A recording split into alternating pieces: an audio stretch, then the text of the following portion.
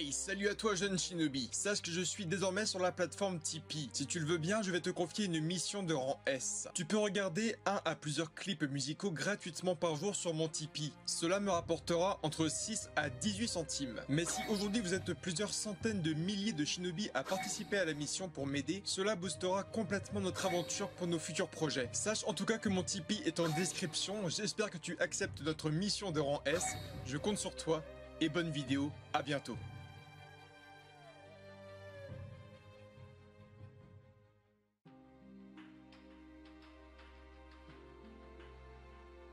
Seki est un genin du village de Iwa. Il apparaît pour la première fois dans la série Boruto en tant que participant à l'examen Chunin de Konoha. Il est alors représenté comme étant le leader des Genbu Sanninshu. Mais malheureusement, Seki et ses deux compagnons s'écroulent rapidement sous les pièges de Tentei lors de la première épreuve et trouvent alors le chemin de la disqualification. Seki devient alors la honte du village de Iwa. C'est en rentrant sur sa terre natale qu'il dut reprendre son entraînement à partir de zéro sous les ordres de Kurotsuchi. C'est lors de l'arc disparition de Mitsuki entre l'épisode 71 et 92 que nous redécouvrons alors le personnage de Seki, ses capacités, son rêve, ses ambitions et sa puissance. Seki est un jeune shinobi très vantard qui se vante constamment de ses capacités. Il possède également le rêve de devenir un jour le Godaime Tsuchikage et pour cela il est prêt à faire tout ce qui est en son possible. On comprend alors que le jeune shinobi possède un indo semblable à celui de Naruto Uzumaki. Il s'est promis de devenir Tsuchikage avant de mourir. Il ne reviendra jamais sur sa parole. Malgré sa vantardise, Seki se soucie beaucoup de son village et de sa famille, faisant preuve d'une grande admiration pour les 4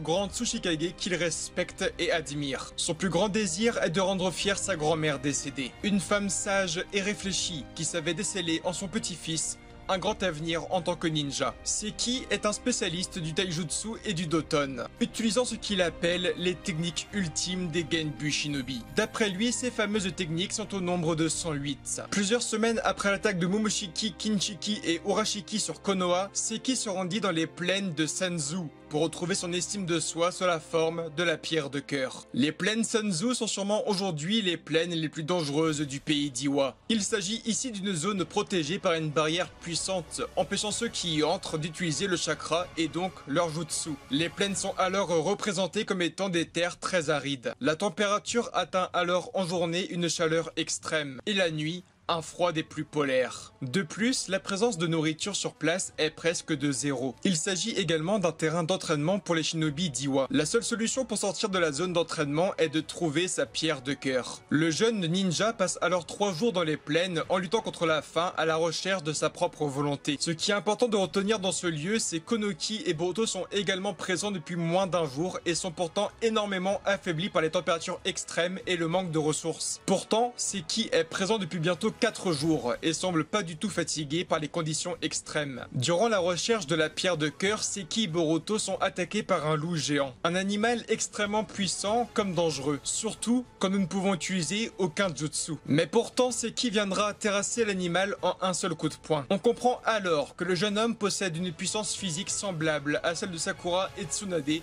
sans pour autant utiliser une seule goutte de chakra. Je vous laisse alors imaginer ce que pourrait alors faire le jeune homme en accumulant du chakra dans son bras. Seki possède également la capacité de pouvoir faire léviter tout ce qu'il touche. Avec de l'entraînement, il pourrait alors, comme Onoki, utiliser les techniques d'allègement et d'alourdissement. Les deux fameuses techniques qui avaient permis au 3e Tsuchikage de stopper une météorite ou encore de porter l'île de la tortue sur plusieurs kilomètres. Mais ce n'est pas tout, Seki est également un très grand médecin, sans pour autant utiliser le ninjutsu médical. Depuis plusieurs années, Onoki souffrait de mal de dos de plus en plus atroces. Les plus grands médecins de Iwa se relayer à son domicile afin de le soulager de la douleur. Mais malheureusement, ils n'apportèrent aucune amélioration. Et pourtant, Seki soulagea le dos d'Onoki en quelques secondes. Ce dernier expliqua même que pendant un instant, la douleur avait complètement disparu. Il avait même l'impression de vivre une seconde jeunesse. Seki jouera également un rôle très important durant ce même arc, étant aux petits soins avec le 3e Tsuchikage, le protégeant de sa vie,